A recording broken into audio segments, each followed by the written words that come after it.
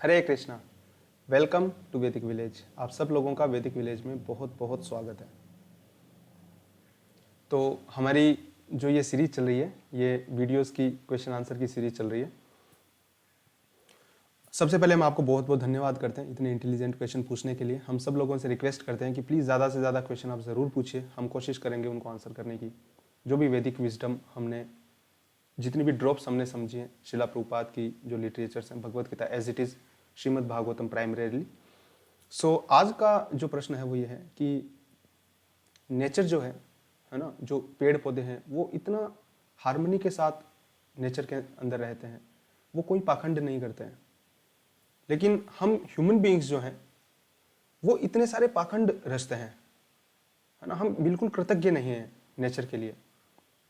तो क्या हम ह्यूमन बीइंग भी जो हैं that simply devotes itself to mother nature, but we human beings want to discredit the nature rather create a god and call the god creator of the nature। कि हम भी simply उसी तरीके से प्रकृति के कृतज्ञ नहीं हो सकते हैं क्या, बजाय इसके कि हम पाखंड रचें, किसी भगवान को बनाएं और उस भगवान को हम नेचर का क्रिएटर कहें। ठीक है, धांसू प्रश्न है एकदम कि भाई इसकी क्या जरूरत है। पेड़ पौधे भी हैं, इतने जानवर भी हैं, वो लोग इतने ज्यादा कृतज्ञ हैं नेचर के लिए, हार्मनी के साथ रह रहे हैं। और हम ह्यूमन बीइंग जो हैं, तो हम जो है पाखंड रचते हैं इतने सारे। भक्ति, कृष्णा की भक्ति, क्या है ये कृष्ण की भक्ति? ठीक है, क्या है ये सब हम बना रहे हैं जबरदस्ती। हमने पहले भगवान को बनाया, इतना परेशानी ली, और पहले भगवान को बनाया, फिर उस भगवान को बोला कि इस भगवान ने इस नेचर को बनाया। क्या जरूरत है आखिर इन सब चीजों की?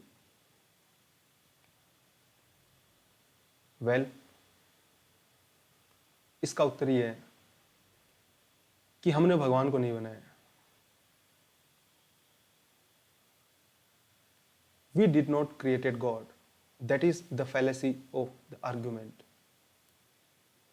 The modern so-called intellectual traditions, whatever is being taught to us, the pure rubbish argument, इस चीज से पोर्ट्रे किया जाता है चीजों को as if we have created the God, as if the existence of God is dependent upon us. Well, that is factually completely incorrect. That we created God and then we say that God created the nature. And animals, they are so nice, living with harmony. And we human beings, हम लोग millions of trees को काट रहे हैं, हमें शर्म नहीं आती बिल्कुल भी ऐसे काम करते हुए। हम भगवान को बनाते हैं, पाखंड को रचते हैं, भक्ति करते हैं, और फिर पेड़ों को काटते हैं। क्या है ये सब? एक्चुअली ये बहुत ही हैपेजाइड आर्ग्यूमेंट्स हैं जो आज के टाइम में दिए जाते हैं।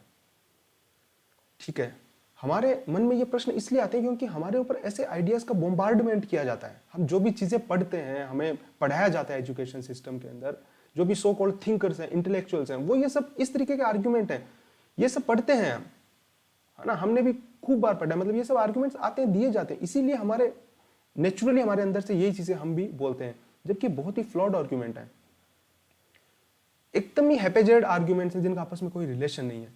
Going first one by one, taking every argument, dissecting, let's see it. First one कि भाई इतने सारे हम पेड़ों को वो कर रहे हैं, काट रहे हैं मिलियंस ऑफ, हम नेचर के प्रति तो वो है नहीं बिल्कुल भी कृतज्ञ, है ना। पहले हमने भगवान को बनाया और फिर कि भगवान ने नेचर को बनाया, हम क्यों प्रकृति को नुकसान कर रहे हैं? देखिए, सबसे पहली बात आप ये समझिए कि भगवान की भक्ति में और नेचर को डिस्ट्रक्शन करने में, ठीक है, एक चीज को हम एक एक बार लेके समझेंगे, इन दोनों में आपस में कोई रिलेशन नहीं है। ठीक है, एक तो ये आर्ग्यूमेंट देते हैं, बहुत ही मतलब एक अजीब सा आर्ग्यूमेंट है जो दिया जाता है, और वो हमारे माइंड के ऊपर भी फिर इंप्रेशन कर देता है कि भाई हजारों लाखों पेड़ क्यों काट रहे हैं हम लोग। ठीक है, उन पेड़ों को काटने की क्या जरूरत है? क्या ये भगवान की भक्ति है? भाई पेड़ों को काटने में और भगवान की भक्ति के अंदर क्या रिलेशन है आपस के अंदर? हम कोई भगवान की भक्ति कर रहे हैं इसलिए पेड़ थोड़ी काट रहे हैं। क्या हमें कृष्णा बोल रहे हैं क्या कहीं भगवत गीता में कि भाई सब पेड़ों को काट दो, तो हमें गुस्सा आ रहा है कि भाई क्योंकि कृष्ण बोल रहे हैं पेड़ों काटो, तो तुम भक्ति कर रहे हो इसलिए तुम पेड़ों को काट रहे हो? तो क्या है ये सब? क्या शर्म की बात नहीं है क्या? भाई भगवान कहाँ बोल रहे हैं? इनफैक्ट जो स्क्रिप्चर्स हैं वो कहते हैं कि मात्रवत पर दारेशु पर द्रव्येशु लोष्टवत आत्मवत सर्वभूतेषु यह पश्यति स पंडितः।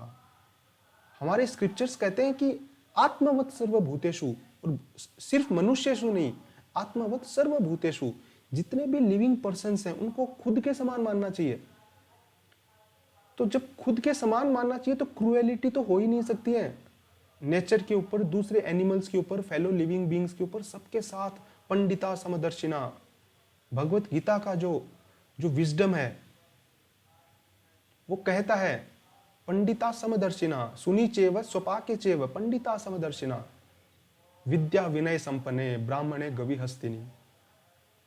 सुनी चेव स्वपाके चेव पंडिता समदर्शिना। भगवत गीता तो कह रही है पंडित को समदर्शी होना चाहिए, भले एनिमल हो, भले ही एक ब्राह्मण हो, एक गाय हो, हाथी हो, कुत्ता हो, कुछ भी हो, समदर्शी होना चाहिए उनके प्रति सहिष्णु होना चाहिए।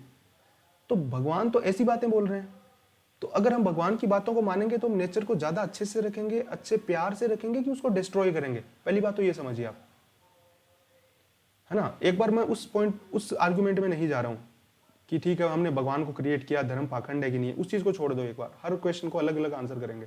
पहला प्रश्न ये है कि भाई नेचर को डिस्ट्रॉय करने में और भगवान की भक्ति के अंदर क्या रिलेशन है।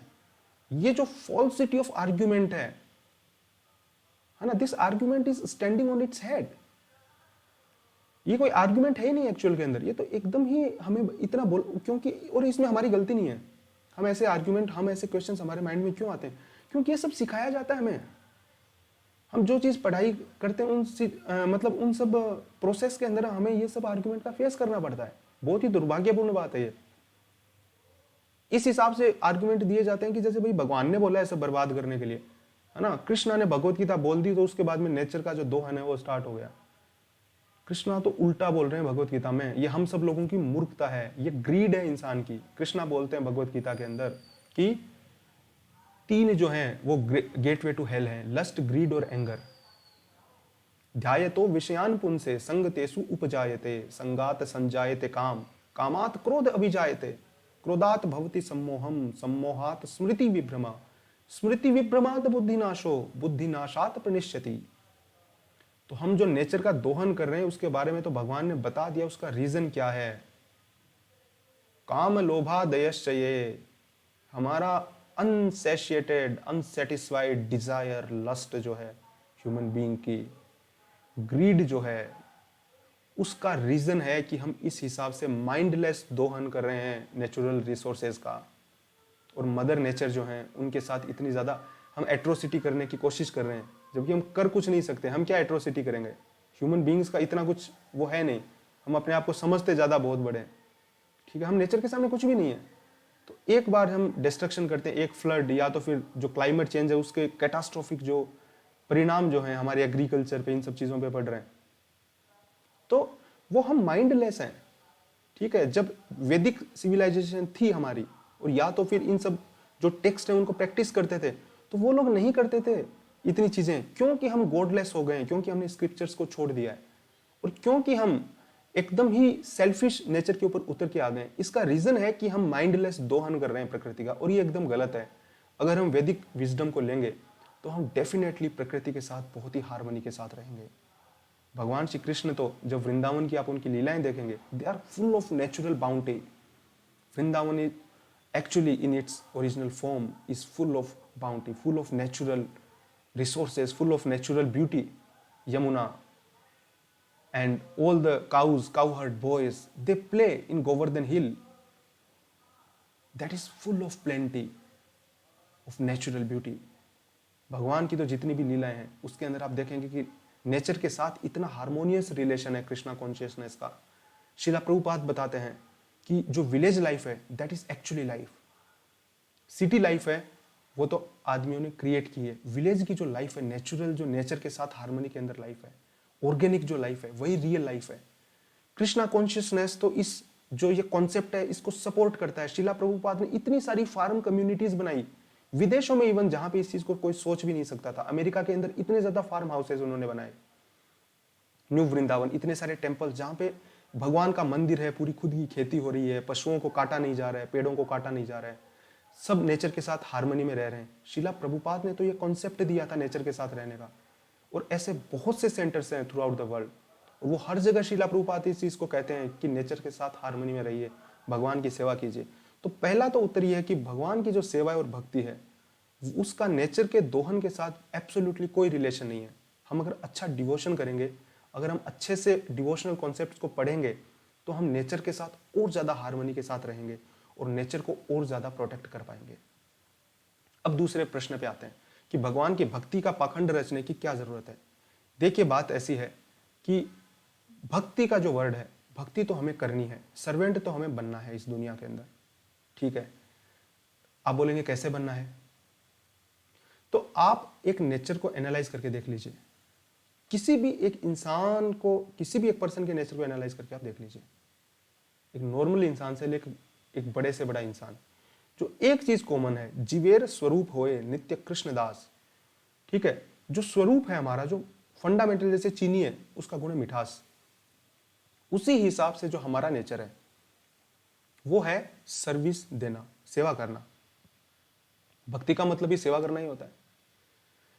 तो आप एनालाइज करके देख लीजिए, या तो हम भगवान की सेवा करेंगे और या तो हमें किसी और की सेवा करनी ही है। ऐसा नहीं है कि भक्ति पाखंड है, वो सेवा हमें करनी ही करनी है ना। कोई आदमी एक्स की सेवा करेगा, कोई आदमी वाई की सेवा करेगा, जेड की सेवा करेगा, परिवार की, मतलब हर तरीके से वो सेवा करेगा। और अगर कोई कुछ भी नहीं है, किसी को बाहर की दुनिया में अगर आप देखेंगे वेस्टर्न कंट्रीज में, कि अगर वो सेवा नहीं कर पा रहा है, उसके परिवार, क्योंकि इंडिया के अंदर जो फैमिली ट्रेडिशंस है वो बहुत ही स्ट्रॉन्ग है, बहुत ही अच्छी है अभी भी, लेकिन विदेशों में ऐसा नहीं है। तो अगर किसी को कुछ भी नहीं मिलेगा तो कुत्ते की सेवा करेगा वो लेके, है ना, उसको अच्छे से नहलाएगा उसको, लेकिन वो सेवा तो करेगा। इंसान बिना सेवा किए बिना नहीं रह सकता है, सेवा करनी ही पड़ेगी। अब जब सेवा करनी ही है, उसकी नेचर है, तो वो सेवा की जो टेंडेंसी, वो किसके लिए डायरेक्ट की जाए, तो वो सेवा क्यों ना उसके लिए डायरेक्ट की जाए जो सुप्रीम बीइंग है। जब हमारा पहला प्रश्न उठता है, अथा तो ब्रह्म जिज्ञासा, मैं कौन हूं, मैं कहां से आया हूं और इस लाइफ का पर्पस क्या है, ये जब बेसिक फंडामेंटल क्वेश्चंस के ऊपर आप सोचते जाते हैं, बिल्ड करते जाते हैं, एक नेचुरल कंक्लूजन है, गॉड जो है वो क्रिएटेड कॉन्सेप्ट नहीं है। भगवान जो हैं उनको हमने क्रिएट नहीं किया है। नेचर को अगर आप एनालाइज करेंगे तो आप इंटेलिजेंटली इस चीज को देख पाएंगे कि ये जो इंटेलिजेंस है जो एक्ट कर रही है, इसके पीछे कोई इंटेलिजेंट पर्सन जरूर है। हमारे पिछले वीडियो में भी हमने इसको डिस्कस किया था, एक ड्रोन का, एक एरोप्लेन का एग्जाम्पल लेके, कि एक इसका मैकेनिकल रीजन है उड़ने का और एक इसका सब्सटेंटिव रीजन है हर एक इंटेलिजेंट मशीन का। उसी हिसाब से नेचर के चलने का एक मैकेनिकल और या एस्ट्रोनॉमिकल, जो भी आप जो भी क्वांटम, जो भी रीजंस आप आज के साइंटिफिक जो आप टर्म्स में बोलते हैं, एक वो रीजन है। ग्रेविटेशन जो है फोर्स की वजह से ये सर्कल कर रहा है, ठीक है। और या तो फिर नई ग्रेविटेशनल वेव, कई सारी थ्योरीज आ गई हैं, ब्लैक होल की थ्योरी जो है, time space curvature, time space warp, की जो स्पेस है वो अपने आप को मोल्ड कर लेता है ग्रेविटेशन के हिसाब से। मैं उन सब डिटेल्स में नहीं जा रहा हूँ, बट ये सब मैकेनिकल रीजन है। उसी तरीके से जैसे हम एरोप्लेन के उड़ने के रीजन बताते हैं या ड्रोन के उड़ने के रीजन बताते हैं कि इतनी स्पीड है, ये सब प्रेशर लग रहे हैं, थर्मोडायनेमिक्स, एरोडायनेमिक्स, ये सब चीज़ों की वजह से बताते हैं, वो मैकेनिकल रीजन्स है। एक्चुअल रीजन है किसी इंटेलिजेंट पर्सन ने उसको डिज़ाइन किया है, कोई इंटेलिजेंट पर्सन उसको ऑपरेट कर रहा है, तब वो ड्रोन उड़ रही है। इसी हिसाब से ये जो नेचर है, अगर हम देखेंगे, बहुत ही ब्यूटीफुल है, बहुत ही अच्छे से फंक्शन कर रही है। हमारी ड्यूटी है कि हम बहुत ही अच्छे से हार्मनी में रहें इस नेचर के साथ। लेकिन अगर हम इस नेचर को ही एनालाइज करेंगे तो हम साफ साफ ये पता लगा सकते हैं कि कोई इंटेलिजेंट पर्सन है जो इस इंटेलिजेंस को रन कर रहा है, और उस इंटेलिजेंट पर्सन की ही ये जो कृति है, उसकी वजह से इतनी ब्यूटीफुल जो इंटेलिजेंस है, जो नेचर है, वो हमारे सामने है और इतनी ब्यूटीफुल ये फंक्शन कर रही है। और सारे जो स्क्रिप्चर्स हैं वो हमें बताते हैं कि हमें इस नेचर के साथ बहुत ही हार्मनी के साथ रहना चाहिए। कृष्णा कहते हैं, मया ध्यक्षेन प्रकृति सूयते सचराचरम, मेरे अध्यक्षता में ये प्रकृति एक्ट कर रही है। चर और अचर, आप जो भी चीज़ें देख रहे हो, वो डायरेक्टली मेरी प्रेसिडेंसी के अंदर एक्ट कर रही है। तो क्यों ना फिर जो सुप्रीम इंटेलिजेंट पर्सन है, जो इन सब चीज़ों को चला रहे हैं, जो सबके ओरिजिन है, क्यों ना उन्हीं की भक्ति की जाए, क्यों ना उसी की सर्विस की जाए। जब हमें सर्विस करनी ही है तो क्यों ना उनके लिए सर्विस एटीट्यूड को, हमारा जो भी एटीट्यूड है, जो भी हम सर्विस करना चाहते हैं, क्यों ना उसके लिए मोल्ड किया जाए। जो प्योर डिवोटीज हैं, भगवान जो हैं स्वयं आते हैं, जैसे हमने पिछले भगवत गीता के वीडियोस देखे थे, आप प्लीज उनको जाके जरूर देखिएगा। 2-3 हमने वीडियोस बनाए, उसमें भगवान बताते हैं कि वो क्यों आते हैं, है ना। अल्टीमेटली फिर प्रश्न यही उठता है कि ठीक है भाई, कृष्ण आते क्यों हैं, फिर वो कैसे बताते हैं। 4था अध्याय हम पढ़ रहे हैं भगवत गीता का भी, उसके अंदर कृष्ण बताते हैं कि अल्टीमेटली पर्पस क्या है, हमें पता लगेगा कैसे कि कौन भगवान है ना, वो क्या बोलना चाह रहे हैं। तो भगवान खुद आते हैं या अपने शुद्ध भक्तों को भेजते हैं इसके लिए, क्योंकि हम हमारे इंटेलिजेंस की वजह से कभी भी उस चीज को जान नहीं पाएंगे, हम बहुत ही लिमिटेड पर्सन है। तो आइए, ये जो वैदिक ग्रंथ हैं उनको हम पढ़ते हैं, उनको हम जितना ज्यादा पढ़ेंगे इन सभी प्रश्नों का उत्तर और अच्छे से हम खोज पाएंगे, और अच्छे से हम समझ पाएंगे साइंटिफिकली कि जो भी हमारे आसपास की जो नेचर दिख रही है उसका रीजन क्या है, हम यहाँ पे क्यों आए, लाइफ को बनाने का पर्पस क्या है, डेथ क्या है, बर्थ क्या है, अल्टीमेटली भगवान ने ये सब बनाया ही क्यों है, भगवान है भी कि नहीं है, भगवान के होने का प्रूफ क्या है, अगर प्रूफ है तो भगवान इस हिसाब से फंक्शन क्यों कर रहे हैं, भगवान उस हिसाब से एक्ट क्यों नहीं कर रहे हैं, इस नेचर का ओवरऑल जो है वो क्या एक्टिव डायनेमिक प्रिंसिपल है। खूब सारे प्रश्न हमारे मन में आ सकते हैं। अगर आप इन प्रश्नों का उत्तर जानना चाह रहे हैं तो आप प्लीज इन वैदिक जो ग्रंथ है उनका अध्ययन कीजिए। हम इनका जो लिंक है वैदिक ग्रंथों का वो नीचे वीडियो के डिस्क्रिप्शन में डाल देंगे, आप उनको ज़रूर पढ़िएगा। फ्री ऑफ कॉस्ट ऑनलाइन भी पढ़ सकते हैं, चाहे तो मंगवा सकते हैं आप बुक्स को, चाहे तो दूसरों को भी गिफ्ट कर सकते हैं। अगर आपको हमारे वीडियोस पसंद आ रहे हो तो प्लीज़ वीडियोस को लाइक कीजिए, प्लीज़ चैनल को सब्सक्राइब कीजिए, और जितने ज़्यादा लोग हो सकते हैं उनके साथ वैदिक विजडम को शेयर कीजिए।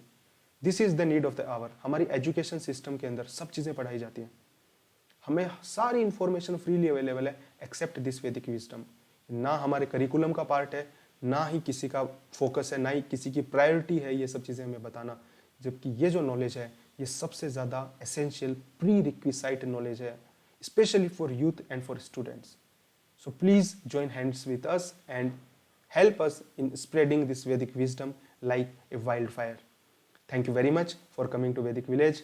हरे कृष्णा, जय श्रीला प्रभुपाद। और अगर आपके और भी कोई डाउट्स हैं तो आप प्लीज़ डेफिनेटली उन क्वेश्चंस को पूछिए, हम पूरी कोशिश करेंगे कि आपके प्रश्नों को उत्तर कर सकें। Thank you very much.